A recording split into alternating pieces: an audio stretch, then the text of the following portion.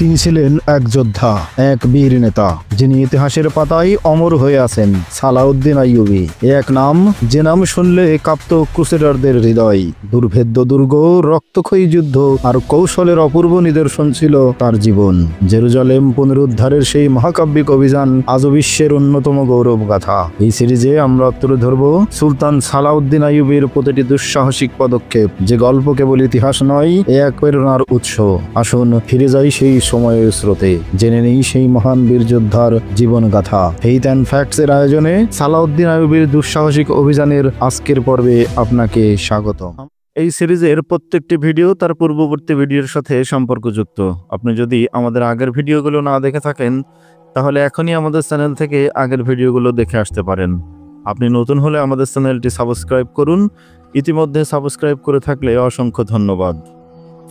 মরুভূমিতে ডাকাতদের সাথে লড়াই করে সিনথিয়া নামের এক গোয়েন্দা মেয়েকে উদ্ধার করে নিয়ে আসে হাদিদ নামের এক মুসলিম কমান্ডার। অসুস্থ হাদিদকে নিয়ে সিনথিয়া যখন খ্রিস্টান সৈন্যদের কাছে তার চিকিৎসার দাবি করে, তখন তারা হাদিদের চিকিৎসা না করিয়ে তাকে বেগার ক্যাম্পে পাঠিয়ে দেয়। একথা জানার পর সিনথিয়া খুবই দুঃখিত হয় এবং খুব গোপনে সিনথিয়া তাকে বেগার ক্যাম্প থেকে উদ্ধার করে একজন ডাক্তারের মাধ্যমে তার সেবা শুশ্রূষা করে। ডাক্তার হাদিদের সেবা করার জন্য অস্বাভাবিক পারিশ্রমিক দাবি করে এবং উপরি পাওনা হিসেবে সিনথিয়ার সঙ্গ পেতে চায়। ডাক্তারের সেই অস্বাভাবিক দাবি সিনথিয়ার পছন্দ না হলেও শেষ পর্যন্ত সে হাদিদের কথা ভেবে তার কথায় রাজি হয়ে যায়। সে ডাক্তারকে বলে, তবে এই গোপনীয়তা প্রকাশ হয়ে পড়লে আপনিও বাঁচতে পারবেন না। ওর পরিচয় যখন পেয়েছেন, তখন আশা করি আমার পরিচয়ও আপনার জানা আছে। ডাক্তার হাদিদকে অন্য এক কক্ষে নিয়ে গেল, বলল, সুস্থ না হওয়া পর্যন্ত তুমি এখানেই থাকবে। দুধ এবং ফল এনে দিল ভেতর থেকে। দরজা বন্ধ করে দিয়ে ফিরে গেল সিনথিয়ার কাছে। পরদিন সিনথিয়া এবং তার বান্ধবী হাঁটতে হাঁটতে ক্যাম্পের কাছে গেল। দেখলো ঘুরে ফিরে, কথা বলল প্রহরীদের কাছে। কথায় কথায় জেনে নিল হাদিদ যে পালিয়েছে তা কেউ টের পায়নি। দিন গিয়ে রাত এলো। সিনথিয়ার মতো পারিশ্রমিক পেয়ে ডাক্তার মহাখুশি। মন দিয়ে হাদিদের চিকিৎসা করছে, প্রয়োজনীয় খাবার দিচ্ছে, নিজেই সেবা শুশ্রূষা করছে। প্রতিদিন সন্ধ্যার পর ডাক্তারখানায় আসতো সিনথিয়া, হাদিদের সাথে কথা বলতো, সময় কাটাতো ডাক্তারের ঘরে। এভাবে 20 দিন কেটে গেল। হাদিদ এখন সুস্থ। সিনথিয়া ডাক্তারকে বলল, কাল রাতে ওকে নিয়ে যাব। সিনথিয়ার প্রতি দুর্বল ছিল এক সিনিয়র অফিসার। ওকে ব্যবহার করলো সিনথিয়া। অফিসারকে ভালোবাসার কথা বলল, মদ খাওয়ালো তাকে। অতিরিক্ত মদ খেয়ে অজ্ঞান হয়ে গেল অফিসার। তার দেহ থেকে সামরিক উর্দি খুলে নিয়ে হাদিদকে পরালো সেই পোশাক। শহরের চারপাশে ছিল মাটির উঁচু দেয়াল। ফটক খোলা হতো দিনে, রাতে থাকতো বন্ধ। আইয়ুবীর আক্রমণ প্রতিহত করার জন্য সৈন্যরা ছিল বেজায় তৎপর। ওরা ফটক দিয়ে যাওয়া আসা করছিল হরদম। সূর্য এখনো ডোবেনি। দুর্গের মূল ফটকের দিকে এগিয়ে যাচ্ছিল এক অশ্বারোহী, পরনে খ্রিস্টান সেনাবাহিনীর উর্দি, কোমরে ঝুলানো খ্রিস্টান সৈন্যদের তরবারি।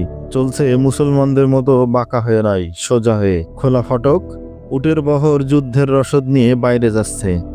অশ্বারোহী পৌঁছালো ফটকে। এ সময় খ্রিস্টানদের গোয়েন্দা প্রধান ভেতরে ঢুকছিলেন। তাকালেন অশ্বারোহীর দিকে, মৃদু হাসলেন তিনি।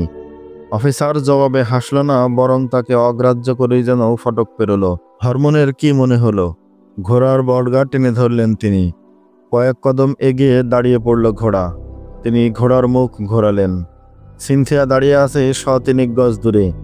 হরমোনকে দেখে আড়ালে সরে গেল সে। ফটক দিয়ে ঘোড়া ছোটালেন গোয়েন্দা প্রধান। একটা সন্দেহ দূর করতে চাইছেন। বাইরে এসে দৃষ্টি ছুড়লেন। অশ্বারোহী অনেক দূরে চলে গেছে। তাকিয়ে রইলেন তিনি। ঘোড়া সওয়ার হারিয়ে গেল দৃষ্টির আড়ালে। সিনথিয়ার সহযোগিতায় পালিয়ে গেছে হাদিদ, এ কথা আর জানা হলো না হরমোনের। কিন্তু সন্দেহটা মনের ভেতর যেমন খসখস করতে লাগলো। ঘোড়া ঘুরিয়ে গোয়েন্দা প্রধান ছুটলেন মুসলিম ক্যাম্পের দিকে। হাদিদের হুলিয়া বর্ণনা করে কমান্ডারকে জিজ্ঞেস করলেন, এমন কেউ আছে তোমার জেলখানায়? কমান্ডার খোঁজ নিল। দেখা গেল এমন কোনো লোক নেই সেখানে। হরমোনের সন্দেহ আরও গাঢ় হলো। ফটকে যাকে দেখেছেন সে হাদিদ কিনা আরও নিশ্চিত হওয়ার জন্য তিনি সিনথিয়ার কক্ষে গেলেন। দুহাতে মাথা চেপে ধরে কাঁদছে মেয়েটা। তুমি কি ওকে পালাতে সাহায্য করেছো? গর্জে উঠল হরমোন। সিনথিয়া ধীরে ধীরে মাথা তুলল। মিথ্যা বলো না, আমি তদন্ত করে সব প্রমাণ করব। আপনার তদন্তের প্রয়োজন নেই, আমার মিথ্যা বলারও কিছু নেই। আমার জীবনটা এই রাজকীয় এক মিথ্যা। আমি হচ্ছি চোখ ধাঁধানো প্রতারণা। আমার আত্মার মুক্তির জন্য সত্য কথা বলে মৃত্যুকে আলিঙ্গন করতে আমার কোনো আপত্তি নেই, বলল সিনথিয়া। টলমলে পায়ে উঠে দাঁড়ালো সে। কথা জড়িয়ে যাচ্ছিল তার। পাশের টেবিলে শূন্য গ্লাসে কয়েক ফোঁটা পানি। কাপা হাতে গ্লাস তুলে হরমোনের দিকে বাড়িয়ে দিয়ে বলল, আমি আমাকে মৃত্যুদণ্ড দিয়েছি। গ্লাসের অবশিষ্ট কফোটা পানি এর সাক্ষী। আমি জাতির সাথে বেইমানি করেছি বা বন্দি শত্রুকে পালাতে সাহায্য করেছি বলে এ শাস্তি নেয়নি, বরং এ অপবিত্র দেহ দিয়ে এমন মানুষের সাথে প্রতারণা করেছি যারা প্রতারণা বা ধোঁকা বোঝে না। আমাদের তো কোনো সম্ভ্রম নেই, কিন্তু ওরা চারজন আমার সম্ভ্রম রক্ষার জন্য 10-12 জন দস্যুর মোকাবেলা করেছে। দ্বিধাহীন চিত্তে বরণ করে নিয়েছে আপন মৃত্যু, অথচ আমাদেরকে ডাকাতের হাতে তুলে দিয়ে ওরা কোনো ক্ষতিরই সম্মুখীন হতো না। এরপর এক ব্যক্তি নিজে আহত হয়ে আমাকে দস্যুদের কবল থেকে মুক্ত করেছে। সে জানতো আমি তার শত্রু, তবু আমার জন্য সে জীবনের ঝুঁকি নিয়েছিল। অথচ আমার প্রতি তার কোনো লোভ ছিল না। তার চোখের দিকে তাকিয়ে আমি বুঝেছি সত্য মিথ্যার ফারাক, ঘৃণা এবং ভালোবাসার পার্থক্য। আমি সত্য প্রকাশ করে মরতে পারছি, এজন্য আমি আনন্দিত। এ মৃত্যু প্রশান্তির, এ মৃত্যু গৌরবের। পড়ে যাচ্ছিল সে। গ্লাস সহ ওকে ধরে ফেলল হরমোন। ঝটকা মেরে হরমোনের হাত থেকে মুক্ত হয়ে সরে গেল। অস্পষ্ট স্বরে বলল, আমার দেহ স্পর্শ করো না। এ দেহ এখন তোমাদের কোনো কাজে আসবে না। তোমাদের প্রয়োজন এক অপবিত্র দেহ। এই বিষে আমার দেহ পবিত্র হয়ে গেছে। ওকে আমি পালাতে সাহায্য করেছি। 20 দিন লুকিয়ে রেখে চিকিৎসা করিয়েছি। অস্ত্র ও উর্দি চুরি করে ওকে দিয়েছি। আমার নিজের ঘোড়া দিয়েছি ওকে। ওর সাথে আমি যেতে পারছি না, ওকে ছাড়া থাকতেও পারছি না, এজন্য বিষ খেয়েছি। বিছানায় পড়ে গেল। হরমোনের কানে বাজতে লাগলো ওর অন্তিম শব্দগুলো। সত্য বলার পর মৃত্যু কত প্রশান্তির হয়, তাই তাকিয়ে দেখছিল হরমোন। চির শান্তির কোলে ঘুমিয়ে পড়ল সিনথিয়া। সেদিকে নিষ্পলক চোখে তাকিয়ে রইল হরমোন। সিনথিয়ার শেষকৃত্যের পর একজন অফিসার বলল, ওর কোনো আত্মীয় স্বজন থাকলে মৃত্যু সংবাদ পৌঁছে দেওয়া উচিত। আমরাই ওর আত্মীয়, জবাবে বলল হরমোন। ওর যখন বয়স 11 তখন এক কাফেলা থেকে ওকে অপহরণ করা হয়েছিল। সুলতানের সেনাবাহিনী মিশর ছেড়েছে 3 দিন আগে। পথে বাধা দেওয়ার জন্য খ্রিস্টানদের পাঠিয়ে দেওয়া হয়েছে। সুবাকের বেশিরভাগ সৈন্য পাঠানো হয়েছে ক্রাকে। নুরুদ্দিন জঙ্গিকে ঠেকানোর জন্য কিছু গেছে সিরিয়ার দিকে।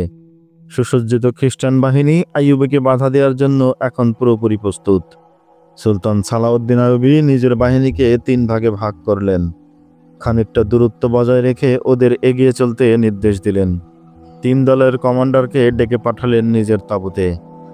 সবাই তাঁবুতে একত্রিত হলো। সুলতান বললেন, এবার গোপন তথ্য প্রকাশ করার সময় এসেছে। আমি বলেছিলাম ক্রাক আক্রমণ করব, কিন্তু তোমাদেরকে অন্য পথে নিয়ে এসেছি। এতে তোমরা নিশ্চয় আশ্চর্য হচ্ছ। আসলে আমি ক্রাকে আক্রমণ করব না। আমাদের লক্ষ্য হলো সুবাক। খ্রিস্টান গোয়েন্দাদেরকে পাশের কামরায় রেখে যুদ্ধের পরিকল্পনা নিয়ে কথা বলেছিলাম। মৃত্যুদণ্ড না দিয়ে ওদের মুক্তি দিয়েছিলাম। ওদেরকে সুবাক পৌঁছে দেওয়ার জন্য দেহরক্ষী দিয়েছিলাম। এ সব কিছুতেই তোমরা আশ্চর্য হয়েছ। এবার শোনো এর হাকিকত। ওদের সাথে যে 4 জন রক্ষী দিয়েছিলাম, ওদের একজন কাল রাতে সুবাক থেকে ফিরে এসেছে। ডিউক গিয়ে আমাদের কাছ থেকে শোনা যুদ্ধের সব পরিকল্পনা ওদের কাছে ফাঁস করে দিয়েছে। আমি জানতাম এমনটি হবে। আমি যেভাবে চেয়েছিলাম ঠিক সেভাবেই ওরা সৈন্যদের ছড়িয়ে দিয়েছে। এখন আমাদের ফৌজের বাইরের অংশ থেকে 4 মাইল দূরে রয়েছে খ্রিস্টানদের বিশাল বাহিনী। বাম অংশের কমান্ডারের দিকে তাকিয়ে বললেন, তুমি 2 মাইল সোজাসুজি এগিয়ে যাবে, এরপর বামে মোড় নেবে। 4 মাইল এগিয়ে আবার বামে মোড় নেবে। দেখবে শত্রু সৈন্যরা বিশ্রাম নিচ্ছে। তীব্র গতিতে কমান্ডো হামলা করবে ওদের উপর। পথের সবকিছু তছনছ করে আগের জায়গায় ফিরে আসবে। দ্বিতীয় দল সন্ধ্যার পর 8 মাইল সোজা এগিয়ে বাঁয়ে মোড় নেবে। ওদের রসদ এবং খাদ্য সামগ্রী পাবে ওখানে। তোমরা তখন থাকবে শত্রুর পেছন দিকে। দিনে দুশমনের বাম অংশের পিছনে ধাওয়া করবে, কিন্তু সামনাসামনি যুদ্ধ করবে না। ওরা মোকাবেলা করতে শুরু করলে পিছনে হটবে। আস্তে আস্তে অনেক দূর পেছনে চলে আসবে। সেখানে এসে দেখবে 2টো পাহাড় এক জায়গায় মিলেছে। পাহাড়ের সেই সন্ধিস্থলে নিয়ে আসবে শত্রু সেনাদের। তারপর পাথরকুচির ফাঁক গলে সরে যাবে আরও পেছনে। মূল আক্রমণ করবে রাতে। খ্রিস্টান সেনাবাহিনী এগিয়ে এলে মাঝের অংশ পেছন থেকে ওদেরকে আক্রমণ করবে। আমি এক অংশ নিয়ে রাতেই রওনা করব। কাল দুপুর নাগাদ সুবাক অবরোধ করব। বাকি দুভাগ মরুভূমির বিশাল এলাকায় ওদের ব্যস্ত রাখবে। ওদের কাছে যেন রসদ পৌঁছাতে না পারে। পানির সবগুলো ঝর্ণা দখল করে নেবে। আক্রমণ করবে এক পাশ থেকে। যুদ্ধ করার জন্য কোথাও দাঁড়াবে না। সুইসাইড স্কোয়াড প্রতি রাতেই ওদের রসদ, পশু ও খাদ্যবহরের উপর অগ্নিগোলা নিক্ষেপ করবে।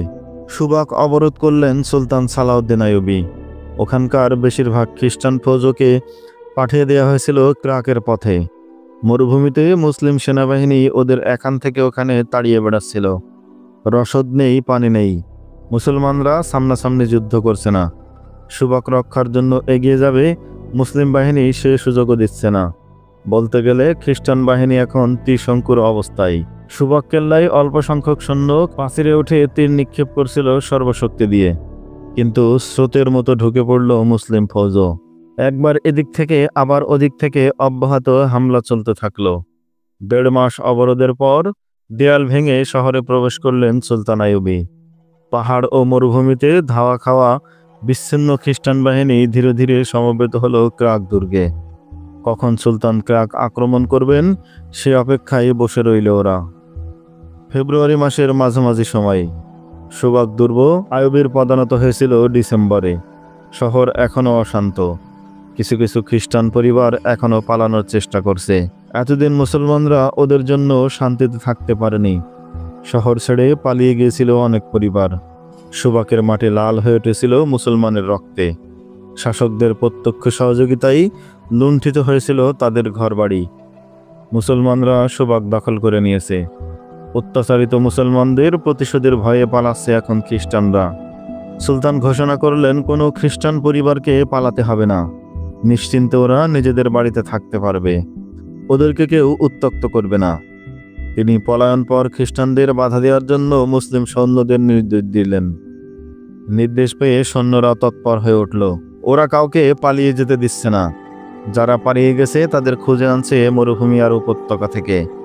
ওদের ছেড়ে দেওয়া বাড়িঘর ওদের বুঝিয়ে দিচ্ছে। বলছে তোমাদের কোনো ভয় নেই। মুসলমানরা তোমাদের উপর কোনো প্রতিশোধ নেবে না। তোমরা নিশ্চিন্ত, স্বাধীন। খ্রিস্টানরা তবুও ভয় পাচ্ছিল। মুসলমানদেরকে ওরা শান্তিতে থাকতে দেয়নি। প্রায় 2000 মুসলমান এখনও বেগার ক্যাম্পে মানবেতর জীবন কাটাচ্ছে। সুবাক দখল করে সুলতান আইয়ুবী প্রথমেই গিয়েছিলেন বেগার ক্যাম্পে। 2000 বন্দী যেন মৃত লাশ। ওদের পশুর মতো খাটানো হয়েছে। শহরের নোংরা আবর্জনা বহন করেছে ওরা। এখানে এসেছে যৌবনে, এখন বৃদ্ধ। ভুলে গেছে ওরা স্বাধীন মানুষ ছিল এককালে। খ্রিস্টানদের সাথে প্রথম যুদ্ধে যেসব মুসলমানদের বন্দী করা হয়েছিল তাদেরকে যেমন এখানে রাখা হয়েছে, তেমনি শহর থেকে জোর করে ধরে আনা বন্দীদেরও এখানেই রাখা হয়েছে। তবে কাফেলা থেকে অপহরণ করে আনা বন্দীর সংখ্যাই ছিল এখানে বেশি। এদের কেউ ছিল ধনাঢ্য ব্যবসায়ী, কেউ সুন্দরী যুবতীর কন্যার পিতা। খ্রিস্টানরা ওদের ধন সম্পদ কেড়ে নিয়েছে এবং যুবতী মেয়েদের জোর করে ধরে নিয়ে এসেছে। ওদের একমাত্র অপরাধ ছিল ওরা মুসলমান। খ্রিস্টানদের ভয়ে শহরের মুসলমানরা সব সময় তটস্থ থাকত। ওরা নামাজ পড়ত গোপনে, কোরআন তেলাওয়াত করত অনুচ্চ স্বরে। মেয়েদেরকে ঘরের বাইরে যেতে দিত না। সুন্দরী মেয়েদের ওদের চোখে পড়লে রক্ষা নেই, যে কোনো বাহানায় তুলে নিয়ে যাবে। সম্ভ্রান্ত মুসলমানকেও একজন সাধারণ খ্রিস্টানকে কুর্নিশ করতে হতো। এসব অত্যাচারের কথা ওদের মনে ছিল বলেই ওরা এখন প্রতিশোধের আশঙ্কায় পালিয়ে যাচ্ছিল। বেগার ক্যাম্পের 2000 জীবন্ত লাশের দিকে অপলক চোখে তাকিয়ে রইলেন সুলতান। তার চোখের কোণে বিন্দু বিন্দু অশ্রু। একসময় আবেগ ভরা কণ্ঠে তিনি বললেন, ওদের মুক্ত করার বিনিময়ে আমি সমগ্র মুসলিম বিশ্বও ছেড়ে দিতে পারি। তিনি সেনাবাহিনীকে নির্দেশ দিলেন, ওরা এখানেই থাকবে। তোমরা ওদের থাকা খাওয়া এবং সুচিকিৎসার ব্যবস্থা করো। ওরা আগে সুস্থ হোক, তারপর সিদ্ধান্ত নেব ওদের কি করা যায়। সুলতানের যুদ্ধ পলিসির কাছে খ্রিস্টানরা হেরে গেল। বিস্তীর্ণ মরুভূমিতে মুসলমানদের কমান্ডো হামলা ওদের অতিষ্ঠ করে তুলেছিল। বিপদে পড়ে পেছনে সরে যাচ্ছিল ওরা। সুলতান আশঙ্কা করছিলেন ক্রাক দুর্গ থেকে খ্রিস্টান সেনাবাহিনী ওদের সাহায্যে এগিয়ে আসতে পারে। ওদের বাধা দেওয়ার জন্য সুলতানের কাছে পর্যাপ্ত সৈন্য ছিল না। এই মুহূর্তে মিশর থেকেও সৈন্য আনা সম্ভব নয়। ফাতেমি খেলাফতের পতনের পর মিশর হয়ে পড়েছিল ষড়যন্ত্রের লীলাভূমি। গাদ্দাররা যে কোনো সময় প্রশাসনের বিরুদ্ধে মাথা তুলে দাঁড়াতে পারে। এ পর্যন্ত গাদ্দারি আর ষড়যন্ত্রের অভিযোগে তিনি যাদের মৃত্যুদণ্ড দিয়েছিলেন তাদের অধিকাংশই মুসলমান এবং সুলতানের হৃদয় ছিল বেদনায় জর্জরিত। সুবাক কেল্লার পশ্চিম প্রান্তে দাঁড়িয়েছিলেন সুলতান আইয়ুবী, সাথে সামরিক বেসামরিক উপদেষ্টাবৃন্দ। শহরের মুসলিম অধিবাসীরা খণ্ড খণ্ড মিছিল নিয়ে এগিয়ে আসছিল। অন্যদিকে ছিল শহীদদের বহনকারী উটের সারি। সুলতান গভীর চিন্তায় ডুবেছিলেন। আনন্দ মিছিল থেকে ভেসে আসছিল সানাইয়ের সুর ঝংকার। উল্লসিত জনতা পাঁচিলের পাশে এসে থামল। সেদিকে তাকিয়ে রইলেন আইয়ুবী। তার নির্বাক ঠোঁটে কোনো হাসি নেই। তিনি দেখছিলেন মুসলমানদের উচ্ছ্বসিত আনন্দ। ওরা নাচছে পাগলের মতো। মিছিল থেকে কেউ কেউ চিৎকার দিয়ে বলছে, নাজমুদ্দিনের ছেলে সালাউদ্দিন আইয়ুবী, তোমাকে স্বাগতম। তুমি এক মুক্তিদূত, তুমি সময়ের শ্রেষ্ঠ সন্তান। মিছিল থেকে স্লোগান উঠল, কুর্দি কীর্তি সন্তান সালাউদ্দিন আইয়ুবী, আমরা তোমাকে সিজদা করি। জেগে উঠল সুলতান আইয়ুবীর ইমানি চেতনা। দারাজ কণ্ঠে তিনি বললেন, আমায় গুনাহগার করো না বন্ধুরা। আমি আল্লাহর এক নগণ্য গোলাম মাত্র। আল্লাহ ছাড়া আর কাউকে সিজদা করা বৈধ নয়। কিন্তু তার কথায় কেউ কান দিল না। তারা আগের মতোই লাফাচ্ছে, স্লোগান দিচ্ছে। একজন সেনা অফিসারকে ডেকে নিয়ে তিনি বললেন, ওদের এসব বলতে নিষেধ করো। বলবে এসব স্লোগান সুলতান পছন্দ করেন না। সেনা অফিসার হাঁটা দিলে তিনি আবার তাকে দেখে বললেন, শোনো, ওদের ধমকের সুরে নয়, শান্তভাবে বলবে। ওরা যেন মনে ব্যথা না পায়। ওদের নাচতে দাও, গাইতে দাও। ওরা জুলুমের জাহান্নাম থেকে মুক্তি পেয়েছে, সেজন্য আমিও খুশি। কিন্তু আমার নামে স্লোগান দেওয়ার দরকার নেই। বিশেষ করে আমাকে সেজদা করার মতো নাজায়েজ কথা যেন কেউ না বলে। তিনি আরও কিছু বলতে যাচ্ছিলেন, কিন্তু আবেগে রুদ্ধ হয়ে এলো তার কণ্ঠ। তিনি আর কিছুই বলতে পারলেন না। আবেগে চোখে এসে জমা হলো অশ্রুরাশি। উদ্গত অশ্রু আড়াল করার জন্য তিনি অন্যদিকে মুখ ফিরিয়ে নিলেন। একটু পর সবার দিকে নজর বুলিয়ে বললেন, আমরা এখন ফিলিস্তিনের আঙ্গিনায় পা রেখেছি। মঞ্জিল এখনো অনেক দূরে।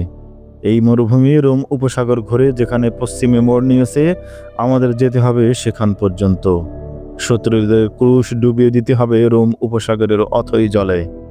সুলতান শহরের প্রধানকে বললেন, প্রতিটি অলিতে গলিতে ঘোষণা করে দাও, কোনো অমুসলমান প্রাণ ভয়ে পালিয়ে যাওয়ার দরকার হবে না। কেউ তাদের উত্ত্যক্ত করবে না। যদি কোনো নাগরিক কাউকে বিরক্ত করে, সরাসরি দুর্গের ফটকে এসে অভিযোগ করবে।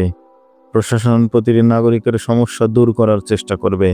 আমি আবারও বলছি, আমরা কাউকে কষ্ট দিতে আসেনি কারো বিপদের কারণ হতে। আমরা এসেছি স্নেহ ও ভালোবাসার বার্তা নিয়ে। ইসলামী সরকারের বিরুদ্ধে কোনো তৎপরতার বিচার ইসলামী আইনেই করা হবে। এই আইন মুসলিম অমুসলিম সকলের জন্য সমান।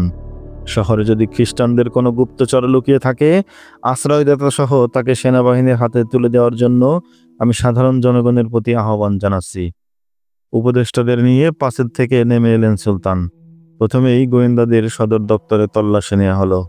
কোনো কাগজপত্র পাওয়া গেল না। খ্রিস্টানদের গোয়েন্দা প্রধান হরমোন এবং তার সঙ্গীরা পালিয়ে গেছে। 8 জন তরুণী গোয়েন্দা পালাতে পারেনি। তাদেরকে আলী বিন সুফিয়ানের হাতে তুলে দেওয়া হলো। জবানবন্দিতে ওরা বলল, মেয়েদের সবাই ব্যক্তিগত উদ্যোগে পালিয়ে গেছে, ওদের কোনো পুরুষ সহযোগিতা করেনি। ওরা আরও জানালো, সিনথিয়া নামে আমাদের এক সঙ্গিনী ছিল। একজন মুসলমান সৈন্যকে পালাতে সাহায্য করে সে নিজে আত্মহত্যা করেছে।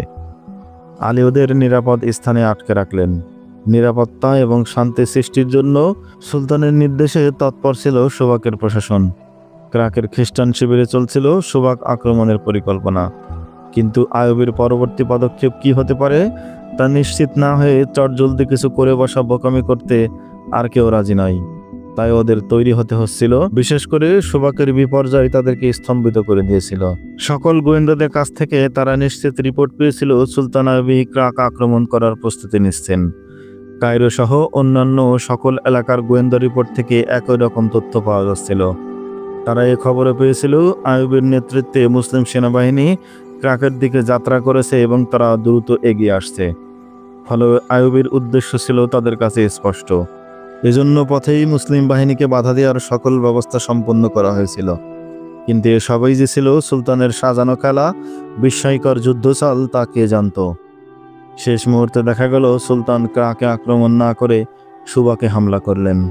মুসলিম বাহিনীর অগ্রাভিযান রোধ করার জন্য যাদের পাঠানো হয়েছিল, ওদের পথে উৎপেতে থাকা সেই সব খ্রিস্টান সৈন্যরা অযাচিত কমান্ডো হামলার শিকার হলো। অথচ যুদ্ধের সমদয় প্রস্তুতি নেওয়া হয়েছিল গোয়েন্দাদের নিশ্চিত রিপোর্টের উপর ভিত্তি করেই। ক্রাকেন খ্রিস্টান শিবিরে কনফারেন্সের আয়োজন করা হয়েছে। কয়েকজন সম্রাট এবং সেনাবাহিনীর শীর্ষ পর্যায়ের নেতারা এতে শরিক হয়েছেন। অপরাধীর বেশে এসেছেন গোয়েন্দা প্রধান হরমোন। আলেমরূপী গোয়েন্দা ডিউককে আনা হয়েছে হাতকড়া পরিয়ে। তার ভুল তথ্যের কারণে খ্রিস্টান সৈন্যরা পরাজিত হয়েছে, হাতছাড়া হয়েছে সুবাকের মতো গুরুত্বপূর্ণ দুর্গ। এ তথ্য কিভাবে পেয়েছে ডিউক, আবার কনফারেন্সে তা শোনালো। সবশেষে বলল, আমার দেয়া তথ্যে সন্দেহ হলে আপনারা সে অনুযায়ী কাজ করলেন কেন? গোয়েন্দা সংস্থা এ নিয়ে যাচাই বাছাই করেনি? হরমোনকে প্রশ্ন করা হলো, গোয়েন্দা ভিত্তিতে অভিজ্ঞ হওয়ার পরও আপনি কিভাবে এ ভুল করলেন? হরমোন বললেন, এ ব্যাপারে আমার অনেক কিছু বলার আছে। অবশ্যই আমি গুপ্তচর বৃত্তি এবং গোয়েন্দা কাজে অভিজ্ঞ। এরপরও কোনো কোনো ক্ষেত্রে আমার অভিজ্ঞতা ও পরিশ্রমকে ওভারলুক করা হয়েছে। আমাদের পরাজয় আমার একার ভুলে হয়েছে এ কথা বলার কোনো অবকাশ নেই। সত্য প্রকাশের খাতিরে আমাকে কিছু তিক্ত কথা বলতে হচ্ছে বলে আমি দুঃখিত। আমি সেই সব সেনাপতি এবং শাসকদের হুকুমের সামনে অসহায় ছিলাম যারা আমার পরামর্শকে তোয়াক্কা না করে আমার যোগ্যতাকে নিঃশেষ করে দিয়েছে। এখানে 3 জন সম্রাট এবং সম্মিলিত সামরিক বাহিনীর শীর্ষ পর্যায়ের নেতৃবৃন্দ রয়েছেন। কেন আমরা পরাজিত, সুবাক কেন হাতছাড়া হলো, এই বিশাল এলাকা কেন আমাদের হারাতে হলো, এক্ষেত্রে আমাদের ভুলগুলি কী ছিল তা কনফারেন্সে তুলে ধরা আমার কর্তব্য বলে মনে করছি। যথাযথ সম্মান প্রদর্শন করে বিনয়ের সাথে আমি বলতে চাই, আমরা সবাই ক্রুশ হাতে নিয়ে শপথ করেছিলাম ক্রুশের জন্য নিজের জীবন বিলিয়ে দেব। ব্যক্তিগত মর্যাদা নয়, ক্রুশের মর্যাদা বৃত্তি আমাদের লক্ষ্য। কিন্তু আমরা অনেকেই আমাদের শপথের মর্যাদা রক্ষা করতে পারিনি। কেনার্ড, গিয়াবলুজিয়ান এবং আগাস্টাসের মতো আত্মগম্ভর সম্রাটগণও হরমোনের সিদ্ধান্তের বিপক্ষে কথা বলার সাহস পেতেন না। গোয়েন্দা জগতে তার ছিল একচ্ছত্র ক্ষমতা। যে কোনো শাসককেই তিনি গুপ্তভাবে হত্যা করতে পারতেন। কনফারেন্সে পিনপতন নীরবতার মাঝে হরমোন প্রশ্ন করলেন, বুঝতে পারছি না শত্রুর গোপন তথ্য সংগ্রহের জন্য মেয়েদের ব্যবহার করা হচ্ছে কেন? কারণ নারী হচ্ছে মানুষের সবচেয়ে বড় দুর্বলতা, কেনার্ড বললেন। মানুষের চরিত্র নষ্ট করার জন্য নারীর বিকল্প নেই। হোক সে রক্ত মাংসের মানুষ বা সাহিত্যের মোড়কে নারীর শারীরিক বর্ণনা।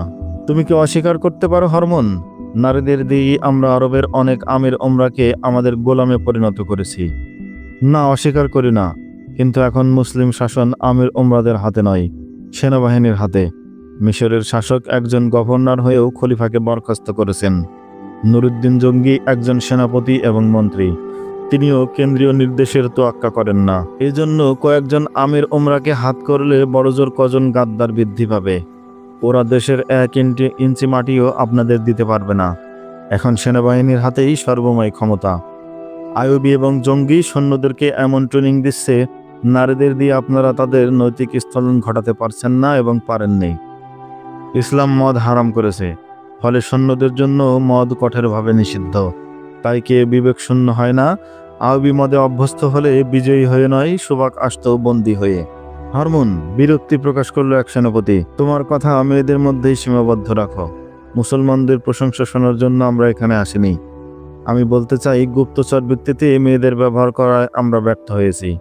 গত 2 বছর মিশরে পাঠিয়ে আমরা অনেক মূল্যবান মেয়ে হারিয়েছি। মনে রাখতে হবে, মেয়েরা সাধারণভাবেই আবেগপ্রবণ। যত ট্রেনিংয়ে দেওয়া হোক না কেন, পুরুষের মতো কঠিন ওরা হতে পারে না। আমরা ওদেরকে ঝুঁকিপূর্ণ কাজে ব্যবহার করি। এখন অবস্থা পাল্টে যাচ্ছে। যুবতীদেরকে ভোগ না করে বরং নিরাপদ আশ্রয় দান করে মুসলমানরা। ওর ফলে মেয়েদের ভিতর প্রচণ্ড আবেগের জন্ম নেয়। ওদের চারিত্রিক দৃঢ়তায় অভিভূত হয়ে অনেকেই তাদের ভক্ত হয়ে যায়। কিছুদিন পূর্বে সালাউদ্দিনের এক কমান্ডার আমাদের এক মেয়েকে দস্যুর কবল থেকে মুক্ত করে নিজে আহত হয়ে পড়ে। মেয়েটা কমান্ডারকে সুবাক নিয়ে এসেছিল। আমরা তাকে মুসলমানদের ক্যাম্পে হস্তান্তর করেছিলাম। মেয়েটা আমাদের এক অফিসারের উর্দি পরিয়ে তাকে দুর্গ থেকে পালাতে সাহায্য করেছে। হোস্টেলে ফিরে নিজে বিষ পান করে আত্মহত্যা করেছে। মৃত্যুর সময় আমি ওর পাশে ছিলাম। আমাদের শাস্তির ভয়েও আত্মহত্যা করেনি। প্রতারণার জালে আটকে গিয়ে নিজের দেহ ব্যবহার করেছে। এই অনুভূতি ওকে বিষপানে বাধ্য করেছে। এ প্রসঙ্গে আমি আরও একটা উপমা দিচ্ছি। আমাদের বেশিরভাগ গোয়েন্দা মেয়েকে শৈশবে কোনো মুসলিম কাফেলা বা মুসলমানদের বাড়ি থেকে অপহরণ করে এসেছি। পরে ওদেরকে আমাদের ধর্মের রঙে রঙে ট্রেনিং দিয়েছি। যৌবনে এসে মেয়েরা ভুলে গেছে তাদের অতীত, তাদের মৌলিক অস্তিত্ব। ওরা জানে না ওরা মুসলিম ঘরের সন্তান। আমরা ওদের নাম, ধর্ম এবং কর্ম বদলে দিয়েছি, কিন্তু ওদের রক্ত পরিবর্তন করতে পারিনি।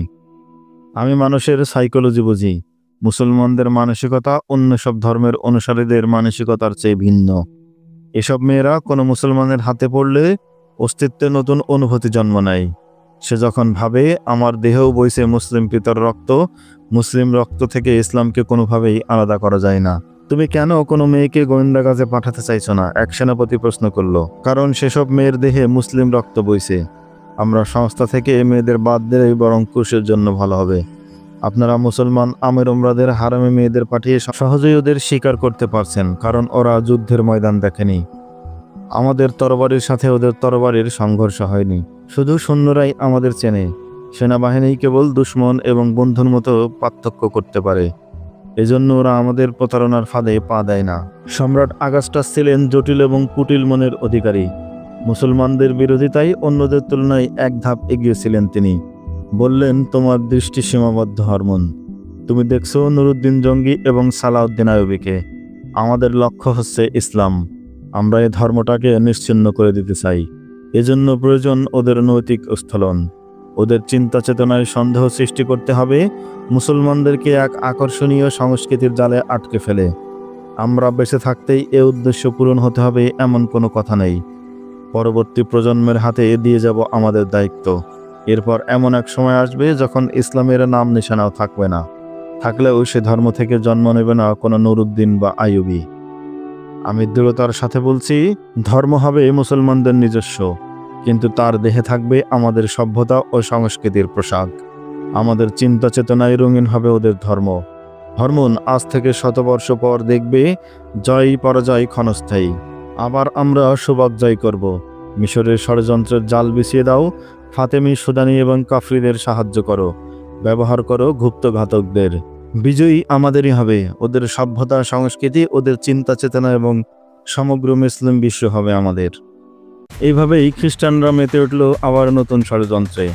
কি হবে পরবর্তী ঘটনায় জানতে হলে চোখ রাখুন আমাদের চ্যানেলে। অপেক্ষা করুন নতুন ভিডিওর। সে পর্যন্ত সকলে ভালো থাকবেন। দেখা হবে নতুন ভিডিওতে। আল্লাহ হাফেজ। আসসালামু আলাইকুম ওয়া রাহমাতুল্লাহ।